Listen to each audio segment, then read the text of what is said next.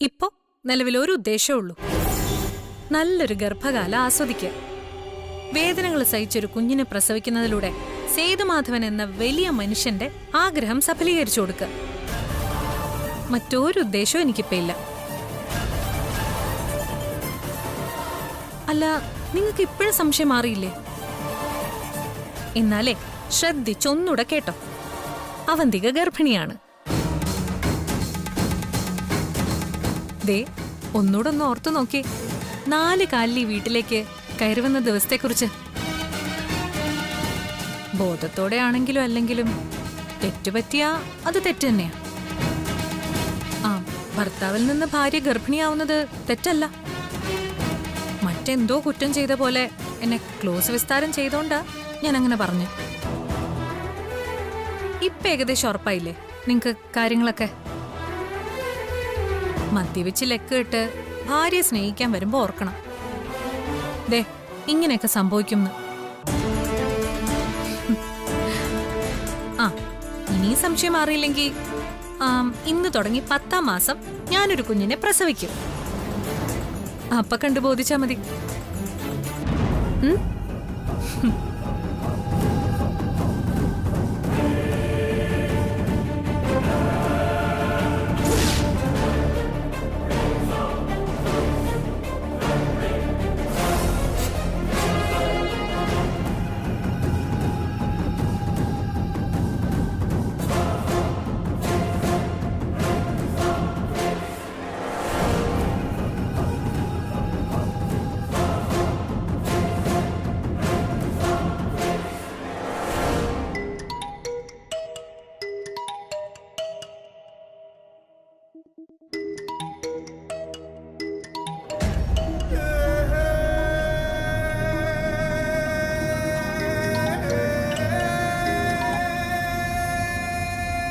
Hello,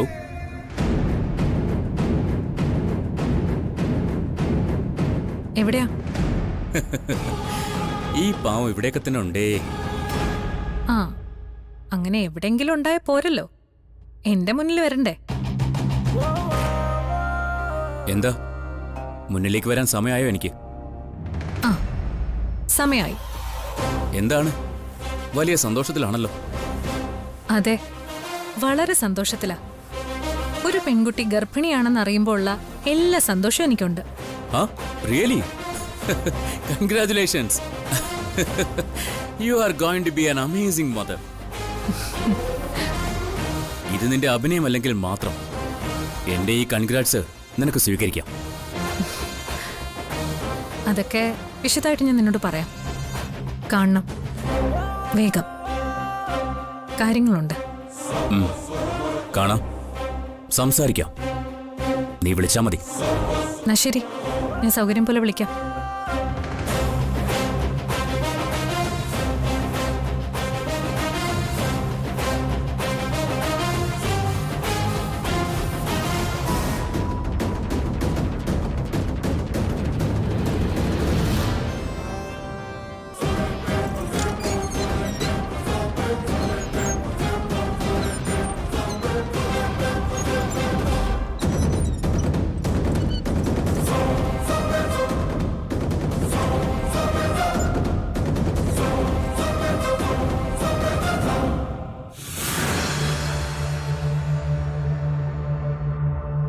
ഈ ചേച്ചി ഇത് എവിടെ പോയി? നീ എന്താ ഇവിടെ? വെറുതെ ഒരു കൺഗ്രാറ്റ്സ് പറയാന്ന് കരുതി. ഒരിക്കലും പ്രസവിക്കാത്ത എന്റെ ഗർഭിണിയായ ചേച്ചിക്ക് അനിയത്തിയായ എന്റെ വക ഒരു സ്പെഷ്യൽ കൺഗ്രാറ്റ്സ്. ബോധം കെട്ട് വീണപ്പോ തന്നെ എനിക്ക് സംശയം തോന്നിയിരുന്നു. പിന്നെ ഗർഭിണിയാണെന്ന് ഡോക്ടർ വന്ന് പറഞ്ഞതോടെ ഞാൻ ഉറപ്പിച്ചു, ഇത് നാടകം തന്നെയായിരിക്കുമെന്ന്. ആ സന്ധ്യ തിരക്കായതുകൊണ്ട് രക്ഷപ്പെട്ടു, ഇല്ലെങ്കിൽ പണി അപ്പൊ തന്നെ പാളിയന്. ഗർഭിണിയാണെന്നും മോന്റെ കൊച്ചിനെ വയറ്റിലിട്ടുകൊണ്ട് പോവാണെന്നും 2 ഡയലോഗ് അടിച്ചപ്പോഴേക്കും സേതുമാധവൻ ഫ്ലാറ്റ്. ഡോക്ടർ കാര്യം പറഞ്ഞപ്പോഴേ നന്ദന്റെ എക്സ്പ്രഷൻ ഇന്ന് കാണേണ്ടതായിരുന്നു. ചെയ്യാത്ത കുറ്റം തലയിൽ അടിച്ചേൽപ്പിക്കും പോലത്തെ റിയാക്ഷൻ ആയിരുന്നു. എന്തായാലും ചേച്ചിയുടെ ആദ്യത്തെ പ്ലാൻ നടന്നു കഴിഞ്ഞു. ഇനിയാണ് സൂക്ഷിക്കേണ്ടത്. ഗർഭിണിയാണെന്ന് പറഞ്ഞാ പോരാ, അതേപോലെ പെരുമാറുകയും വേണം. കുറച്ചുനാള് കഴിഞ്ഞ് വല്ല തുണിയോ മറ്റോ എടുത്ത് വയറ്റിൽ കെട്ടിവെക്കാം. എന്നിട്ട് ഇവിടെ നിലയുറപ്പിക്കാം.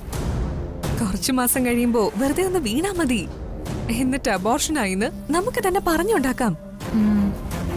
അതൊക്കെ വേണോ? അല്ലെങ്കിൽ പിന്നെ പ്രസവിച്ച കുഞ്ഞിനെ കാണിക്കേണ്ടി വരില്ലേ? കാണിക്കണം. എവിടുന്നെടുത്ത് കാണിക്കും? അതൊന്നോർത്ത് നീ ടെൻഷനാവണ്ട. 10ാം മാസം നിന്റെ ഈ ചേച്ചി പ്രസവിക്കും. നിന്നോട് ആരാ പറഞ്ഞ ഞാൻ ഗർഭിണി ആവില്ലെന്നും ഇതൊക്കെ എന്റെ നാടകമായിരുന്നുവെന്നും? പിന്നെ ഞാൻ ഗർഭിണി തന്നെയാ. നന്ദനും അവന്തികയ്ക്കും ഒരു കുഞ്ഞു പിറക്കാൻ പോകുന്നു എന്ന് ഡോക്ടർ പറഞ്ഞത് വെറുതെ അല്ല. ചേച്ചി സീരിയസ് ആയിട്ടാണോ ഇതൊക്കെ പറയുന്നത്? ഇതെന്ത് കഷ്ടമാണെന്ന് നോക്കിക്കേ. ഞാൻ ഗർഭിണിയാണെന്ന് പറയുമ്പോ ഇതെന്താ ആർക്കും വിശ്വസിക്കാൻ പറ്റാത്ത? കുറച്ചുനാള് കഴിയുമ്പോ എല്ലാവർക്കും വിശ്വാസം വരുമല്ലോ. നീയല്ലേ എന്നോട് പറഞ്ഞത് സ്വത്തെല്ലാം വാങ്ങിയെടുക്കണമെങ്കിൽ നന്ദനിൽ എനിക്കൊരു കുഞ്ഞുണ്ടാവണമെന്ന്? അത് ഞാനങ്ങ് സാധിച്ചു, അത്രേ ഉള്ളൂ. എങ്കിലും ചേച്ചി, ഇപ്പൊ നിനക്ക് വിശ്വാസമായില്ലേ ഞാനൊരു അമ്മയാവാൻ പോവാണെന്ന്? നിന്നെ പോലെ ഈ വീട്ടിലെ ഓരോരുത്തരെയും വിശ്വസിപ്പിക്കണം. അപ്പോ ശരിക്കും അല്ലേ? നീ കണ്ടോ ഇനി എന്തൊക്കെയാ ഇവിടെ നടക്കാൻ പോകുന്നതെന്ന്? പോകെ പോകെ നിന്റെ മുഖത്ത് കാണുന്ന ഈ സംശയമൊക്കെ മാറും. ഈ ഗർഭം പറഞ്ഞാണ് നമ്മൾ നമ്മുടെ ലക്ഷ്യങ്ങളെല്ലാം നേടിയെടുക്കാൻ പോകുന്നത്. നെല്ലിശ്ശേരി സേതുമാധവന്റെ എല്ലാ സ്വത്തുക്കളുടെയും അവകാശിയെ വയറ്റിലിട്ട് അവന്തിക ഒരു പോരിനും കൂടെ ഇറങ്ങാം.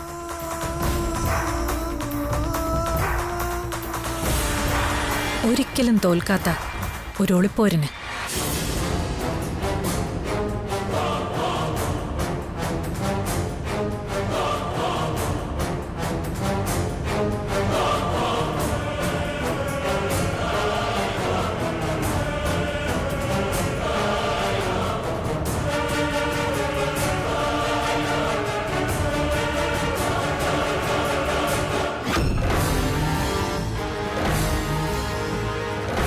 എന്തൊക്കെയാ വീട്ടില് സംഭവിച്ചോണ്ടിരിക്കുന്നത്? അവന്തിക ഗർഭിണിയാണെന്ന് ഡോക്ടർ പറഞ്ഞു എന്ന് പറയുന്നു. എന്നാ നന്ദൻ ഇതൊന്നും അറിഞ്ഞില്ലെന്ന് പറഞ്ഞ? അത് നിങ്ങൾ വിശ്വസിച്ചേ പറ്റൂ. ഞാനും അവന്തികയും ഒരു ഭാര്യ ഭർത്തൃ ബന്ധം ഇല്ലാത്ത സ്ഥിതിക്ക് ഇങ്ങനെ ഒന്ന് സംഭവിച്ചാൽ ഞാൻ എന്ത് ചെയ്യാനാ? എന്നോട് അവന്തിക കാണിച്ച ക്രൂരതയൊന്നും ഞാൻ മറക്കത്തില്ല. എന്റെ മരണം വരെ ആ ഓർമ്മകൾ എന്നെ വേട്ടയാടുകയും ചെയ്യും. എന്റെ കൈകൊണ്ട് തന്നെ അവൾ മരിക്കണമെന്ന് ആഗ്രഹിക്കുന്നവനാ ഞാൻ. അതെല്ലാം മനസ്സിൽ നിന്ന് മാറ്റി ഒരിക്കൽ പോലും ഞാൻ അവന്തികയെ സ്നേഹമായിട്ടൊന്നും നോക്കിയിട്ട് പോലുമില്ല. അങ്ങനെ പെരുമാറിയിട്ടില്ല. എനിക്കുറപ്പാ അത്. നന്ദേണ്ണ ഇത്ര ഉറപ്പിച്ചു പറയുമ്പോ നമ്മൾ ആദ്യം കരുതിയതാവും ഡോക്ടർ ശരി. നെല്ലിശ്ശേരി വീട്ടിൽ നിന്നും പുറത്താക്കൂ എന്നൊരു സാഹചര്യം വന്നപ്പോ എടുത്തി മനഃപൂർവ്വമായിട്ട് ഇതൊക്കെ ഉണ്ടാക്കി പറഞ്ഞതാവും. എന്നിട്ട് വന്ന ഡോക്ടറിനെ കയ്യിലെടുത്ത് താൻ ഗർഭിണിയാണെന്ന് പറയിപ്പിച്ചതും ആവും.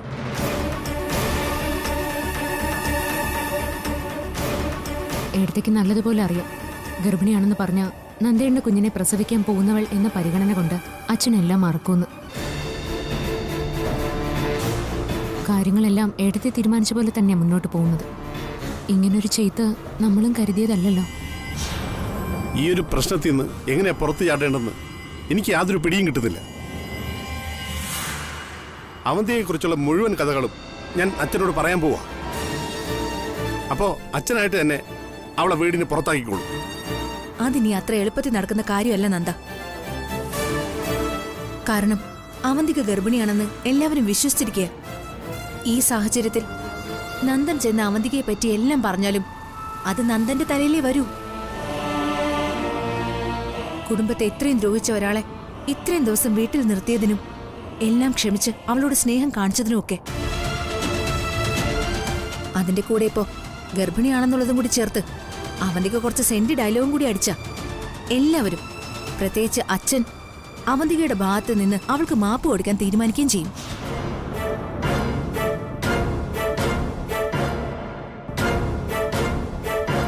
പിന്നെ എന്താ നടക്കുന്ന് ഞാൻ പറയേണ്ട കാര്യമില്ലല്ലോ. ഇതിനൊക്കെ ഒരു അവസാനം ഉണ്ടാക്കണ്ടേ സന്ധ്യയെ?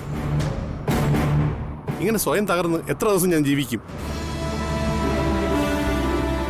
രണ്ടും കൽപ്പിച്ച് അവന്തിക്ക് എങ്ങനെ ഒരു പോരിനിറങ്ങുമ്പോ എങ്ങനെ തടയിട്ട് നിർത്തും നമ്മള്? നമ്മളെ കൊണ്ട് എന്തെങ്കിലും ചെയ്യാൻ സാധിക്കുമോ? സാധിക്കും.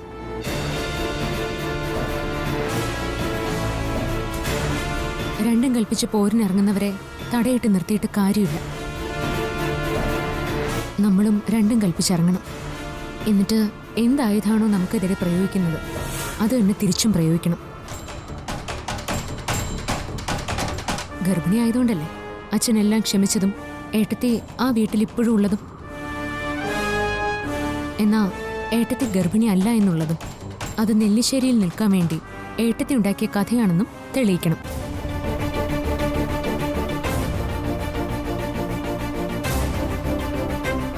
സത്യം അച്ഛന് ബോധ്യമായ അച്ഛനായിട്ട് തന്നെ ഇനി ഇറക്കി വിട്ടോളും. അതിന് സന്ധ്യ ഡോക്ടറുടെ സഹായമാണ് എനിക്ക് ആവശ്യം. എന്റെ സഹായം? ഞാനെന്താ ചെയ്യണ്ടേ?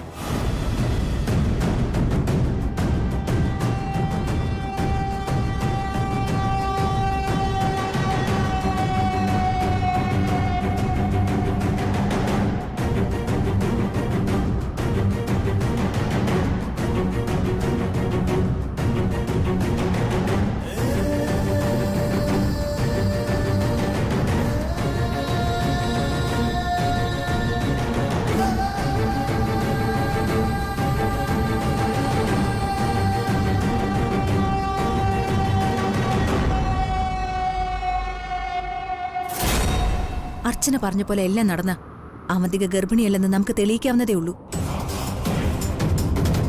അതിനുള്ള വഴിയൊക്കെ ഞാൻ ഉണ്ടാക്കി തരാം ഡോക്ടർ. ഞാൻ ഒന്നുകൂടി ഒന്ന് ആലോചിച്ചിട്ട് ഡോക്ടറിനെ വിളിക്കാം. എന്ത് ചെയ്തിട്ടായാലും ഇതിൽ നിന്ന് എനിക്ക് രക്ഷപ്പെടണം. എന്റെ മനസ്സറിയാത്തൊരു കാര്യത്തിന് ഞാനിപ്പോ ഒരുങ്ങി തുടങ്ങിയിട്ടുണ്ട്. അവന്തികയിൽ നന്ദനൊരു കുഞ്ഞ്. അങ്ങനെ ഉണ്ടായാൽ അതിനർത്ഥം ഞാൻ അവളോട് എല്ലാം ക്ഷമിച്ചു എന്നല്ലേ?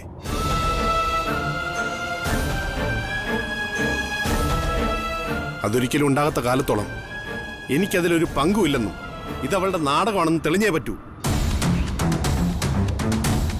നന്ദൻ ധൈര്യമായിരിക്കും. ഇങ്ങനൊരു കള്ളം പറഞ്ഞ് അവൾക്ക് എത്ര നാൾ ജീവിക്കാൻ പറ്റും?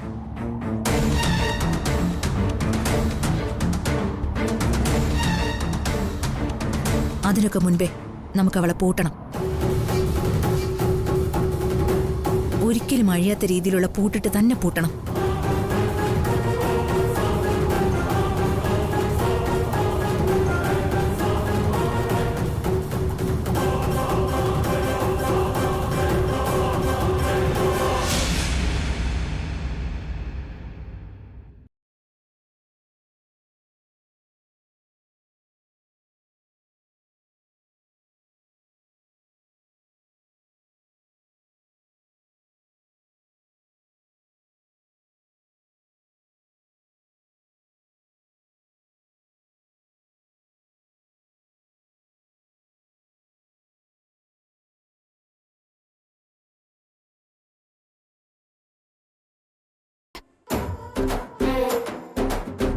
ഇതിങ്ങനെയല്ല.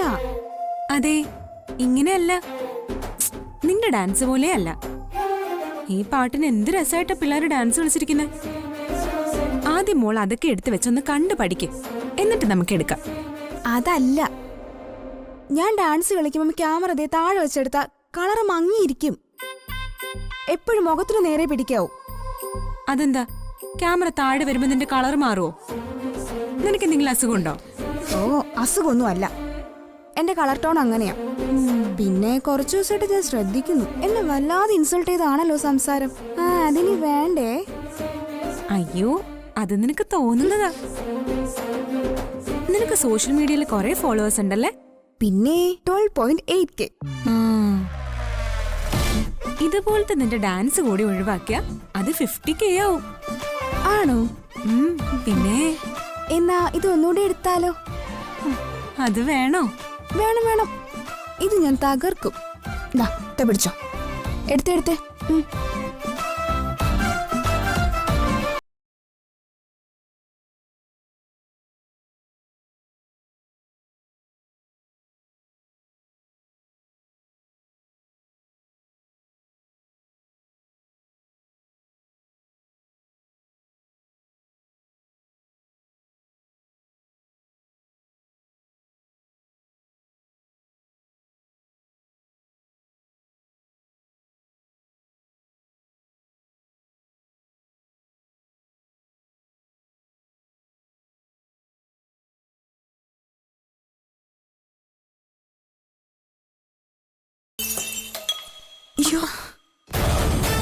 അയ്യോ ബ്ലൂപ്പറായി പോയല്ലോ.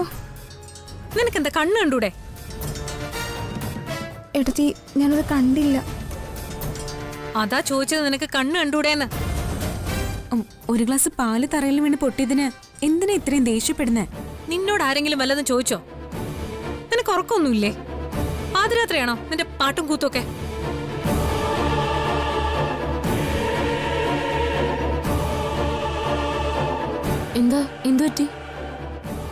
എന്തു പറ്റി മോളെ? അത് തന്നെ ഞങ്ങൾക്ക് മനസ്സിലാവാത്ത. സ്നേഹ ഒരു ഡാൻസ് കളിക്കായിരുന്നു. ഏട്ടത്തി വരുന്നത് കണ്ടില്ല. കൈ തട്ടി പാൽ ഗ്ലാസ് താഴെ വീണ് പൊട്ടി. അത്രേ ഉള്ളൂ. അതിനാ പൊട്ടിയ ഗ്ലാസ് വാരിക്കളഞ്ഞ് തറ തുടച്ച പോരെ? എങ്കി പിന്നെ നീ അങ്ങോട്ട് ചെയ്തോളാം. അതിനെന്തിനിങ്ങനെ വഴക്ക്?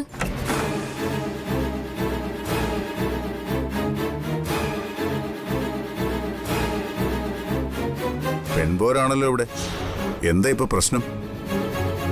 സ്നേഹയുടെ കൈതട്ടി അവന്തിയടുത്തിയുടെ കൈയിരുന്ന പാലിന്റെ ഗ്ലാസ് താഴെ വീണ് പൊട്ടി. അവന്തിയടുത്തി ഇവളോട് ദേഷ്യപ്പെട്ടു. അതെന്തിനാന്ന് ചോദിക്കായിരുന്നു ഞാൻ. അതെ, എന്തിനാ അവന്തിക്ക് അതിന് ദേഷ്യം? ഇതുപോലുള്ള ചെറിയ ചെറിയ കാര്യങ്ങൾ വഴക്കിലേക്ക് കൊണ്ടുപോകുന്ന എന്തിനാ? സന്തോഷമായിരിക്കേണ്ട സമയമല്ലേ ഇത്. വെറുതെ ദേഷ്യം കാണിച്ച് എന്തിനാ സമ്മർദ്ദം കൂട്ടുന്നത്? അവന്തിയടുത്തിയുടെ ദേഷ്യമൊന്നും കാര്യമാക്കണ്ട അച്ഛാ. ഗർഭിണിയായിരിക്കുന്ന സമയത്ത് പെട്ടെന്ന് ദേഷ്യം വരുമെന്ന് എൻ്റെ അമ്മ എന്നോട് പറഞ്ഞിട്ടുണ്ട്. ചെറിയ കാര്യത്തിന് പോലും പെട്ടെന്ന് ദേഷ്യം വരും അത്ര. ആദരിക്കും അതുണ്ട്. അതല്ലേ ഇപ്പൊ വഴക്കുണ്ടായത് തന്നെ. ചിലപ്പോ അങ്ങനെയൊക്കെ ഉണ്ടാവുമായിരിക്കും. ഇല്ലെങ്കിൽ പിന്നെ കമല അങ്ങനെ പറയില്ലല്ലോ. അത് പറഞ്ഞപ്പോഴാ മറ്റൊരു കാര്യം ഓർത്തത്. ഡോക്ടർ വന്ന് എഴുതി ഗർഭിണിയാണെന്ന് പറഞ്ഞ ശേഷം ചെക്കപ്പ് ഒന്നും നമ്മൾ ചെയ്ത് നോക്കിയില്ലല്ലോ.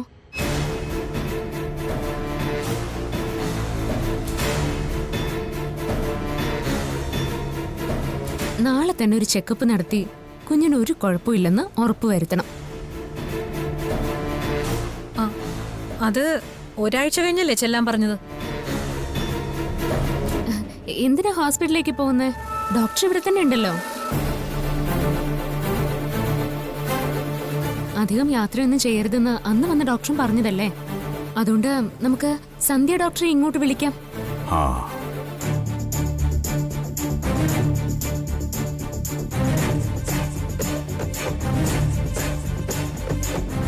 സന്ധ്യ ഡോക്ടർ ഉള്ളപ്പോ പിന്നെ മറ്റൊരു ഡോക്ടറെ എന്തിനാ കാണുന്നേ?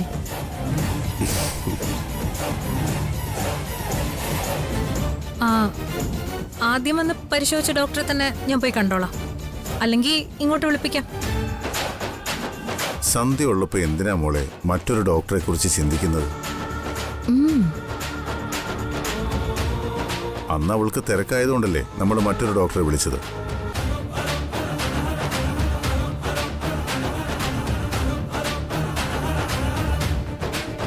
അർച്ചനെ, സന്ധ്യയെ വിളിച്ച് നാളെ ഇവിടം വരെ ഒന്ന് വരാൻ പറയും. അർച്ചന മോള് പറഞ്ഞ പോലെ കുഞ്ഞിനൊരു കുഴപ്പമില്ലെന്ന് ഉറപ്പുവരുത്തണമല്ലോ.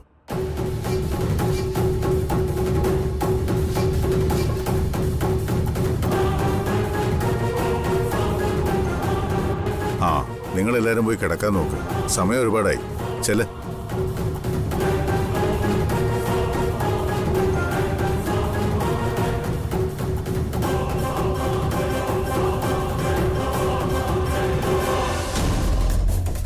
നീ വാ.